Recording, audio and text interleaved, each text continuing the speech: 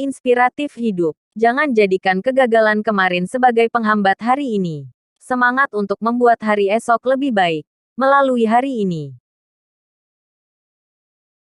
Episode 156.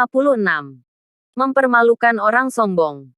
Sean tersenyum tipis dan menekan tombol video call. Seorang pria tua berusia lebih dari 60 tahun segera muncul di layar ponselnya. Hei, Mer. Tuan Sean menyapa pria tua di seberang video. Cara orang asing memanggil orang tua berbeda dengan cara orang Indonesia memanggil orang tua. Di Indonesia, beliau akan dipanggil dengan sebutan Pak atau Paman.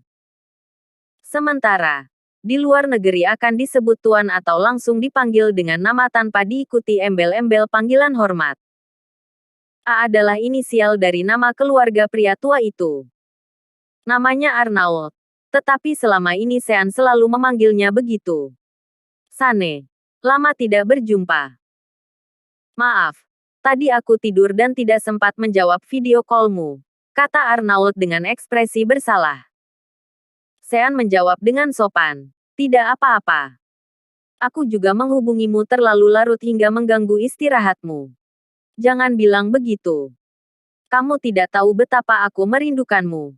Bajingan nakal. Haha. Haha, aku juga merindukanmu. Oh, ya. Biar aku kenalkan pacarku, Cynthia Yandra. Sean menyadari bahwa Cynthia ikut masuk ke kamera sehingga dia tahu bahwa pacarnya ini juga ingin mengenal bos barang mewah ini. Akhirnya, Sean pun mengambil kesempatan untuk memperkenalkan mereka satu sama lain. Oh, halo, Cynthia. Kamu benar-benar wanita yang sangat cantik. Sane si bocah ini hanya menyukai wanita cantik, sama sepertiku. Haha. Arnaud tertawa bahagia dan mengatakan bahwa dia sangat senang bisa melihat pacar Sean. Cynthia sangat bersemangat. Tentu saja. Itu karena orang di video ini adalah bapak barang-barang mewah dunia. Bahkan, 2 bulan yang lalu dia dinobatkan sebagai orang terkaya di dunia. Halo.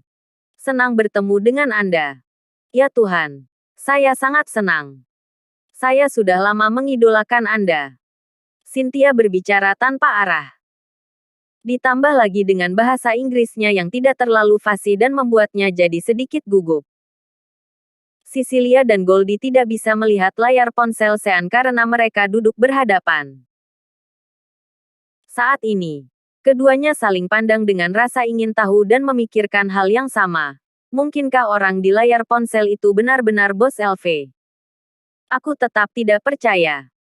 Jika itu Arnaud, aku akan makan piring sekarang juga. Cetus Goldie. Goldie bangkit dari tempat duduknya, lalu berjalan ke sisi Sean dan melihat pria tua itu di layar ponsel. Kaki Goldie langsung lemas dan dia pun berlutut di lantai. Ya Tuhan, benar-benar bos LV. Sebagai pemilik merek kosmetik terkenal di Indonesia, Cecilia dapat mengenali penampilan penguasa barang mewah dalam sekali pandang. Dia begitu bersemangat dan kagum hingga berteriak pada Arnaud di tempat. OMG. Idola. Idola. Idolaku. Aku mencintaimu. Cecilia ingin memanfaatkan kesempatan ini untuk memperkenalkan lipstiknya. Jika dia dapat bekerja sama dengan merek mewah mereka, itu akan menjadi suatu kehormatan besar. Namun, saat Cecilia ingin mengambil ponsel Sean membawa ponsel itu ke sisi lain tanpa memberinya kesempatan untuk memperkenalkan lipstiknya. Kamu, Cecilia merasa kesal. Sean mengabaikan Cecilia dan melanjutkan video call dengan Arnaud. Mer. Aku ingin bertanya. Tas ini merek apa? Sean mengarahkan kameranya ke tas pria LV milik Goldie. Goldie sangat bersemangat dan berseru. Ya Tuhan. Bos LV sedang melihat tas yang aku gunakan. Aku sangat tersanjung. Tetap saja, Goldie merasa bahwa pertanyaan Sean sangat bodoh. Mana mungkin pemilik LV tidak mengenali tasnya sendiri. Tapi, begini juga bagus. Karena Sean tidak percaya informasi Wikipedia, Biarkan bos LV sendiri yang menamparkan wajahnya. Tanpa disangka, Arnauld menjawab, Apple. 3 orang, termasuk Cynthia, semuanya tercengang. Apple. Tanda seru. Kenapa dia bilang itu Apple? Jelas-jelas ini tas LV. Haha. Kamu masih ingat, kata Sean sambil tertawa. Tentu saja. Sifat keras kepalamu tidak akan pernah aku lupakan, jawab Arnauld. Percakapan antara keduanya membuat mereka yang mendengar sangat kebingungan. Setelah itu, keduanya mengobrol sebentar. Lalu Sean menutup telepon. Sean kemudian bertanya pada Goldie, bagaimana? Aku sudah bilang, tasmu ini merek Apple. Kamu bisa bilang aku tidak mengerti mode.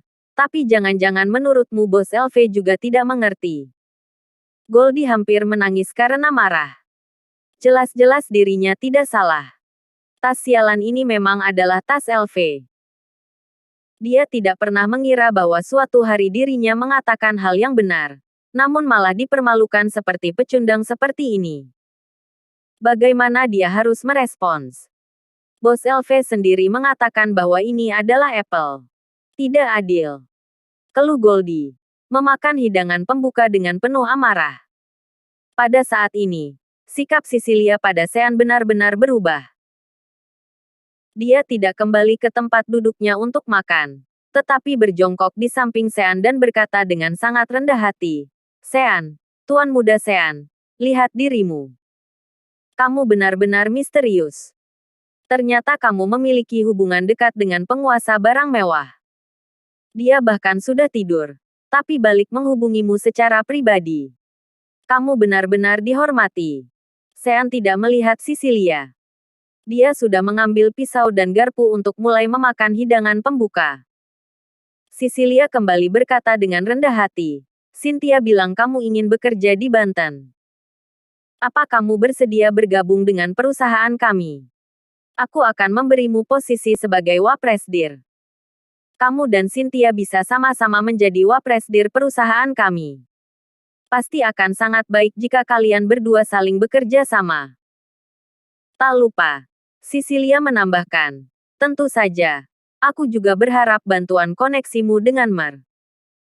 A bisa membantu merek kami agar bisa bekerja sama dengan merek mereka.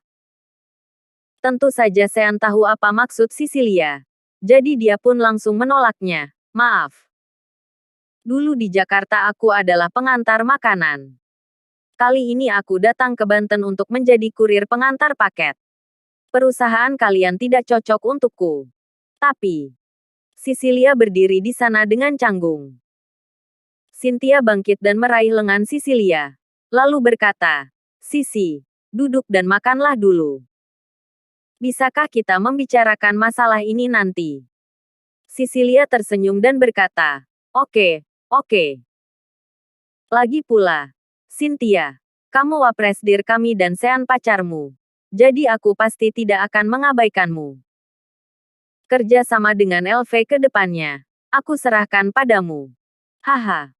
Cynthia menggelengkan kepalanya putus asa. Dia tahu sekarang Sean bukan bagian dari keluarga Yuwono lagi. Mungkin Arnauld tidak tahu akan hal ini sehingga dia masih begitu hormat terhadap Sean.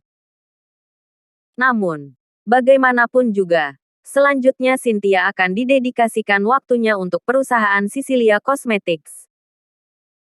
Cynthia menyerahkan kartu ATM-nya pada Cecilia dan berkata, Sisi, ada 10 miliar di sini. Anggap ini sebagai sebagian investasiku. Cecilia tidak menolak. Bagaimanapun, ini adalah investasi dan bukan hadiah. Cecilia langsung mengambil kartu ATM tersebut begitu saja dan berkata sambil tersenyum, Selamat bergabung sebagai pemegang saham Cecilia Cosmetics kami. Kerja sama kita sebagai sahabat pasti tidak akan terkalahkan oleh apapun juga. Haha. Mari bersulang. Bersulang. Sean membawa segelas air dan berkata, Aku akan mengemudi nanti untuk melihat-lihat rumah dengan Cynthia. Jadi anggap saja air ini sebagai anggur untuk bersulang dengan kalian. Terima kasih, Tuan Muda Sean. Setelah Cecilia mengetahui koneksi yang dimiliki oleh Sean, dia sudah tidak peduli apakah Sean meminum air atau anggur. Sementara, Goldie sudah tidak berani memprovokasi Sean lagi. Setelah makan, Cecilia dan Goldie pergi lebih dulu. Meskipun awalnya Cecilia bersikeras untuk tetap melihat-lihat rumah bersama mereka. Namun, Cynthia tahu bahwa dia sangat sibuk. Sedangkan, mereka juga ingin melihat banyak rumah dan akan membutuhkan waktu yang lama untuk memilihnya. Cynthia jelas tidak ingin menunda waktu Cecilia. Setelah keduanya pergi, Cynthia meraih lengan Sean dan bertanya, "Sayang, rumah seperti apa yang ingin kamu tinggali? Apartemen atau rumah? Kamu bisa memilih apapun yang kamu mau. Jika ada yang kamu suka, aku akan membelinya." Terima kasih sudah mengikuti channel Wan dan Putra Orsia. Jangan lupa subscribe, like, and share. Tunggu episode selanjutnya. Salam silaturahim.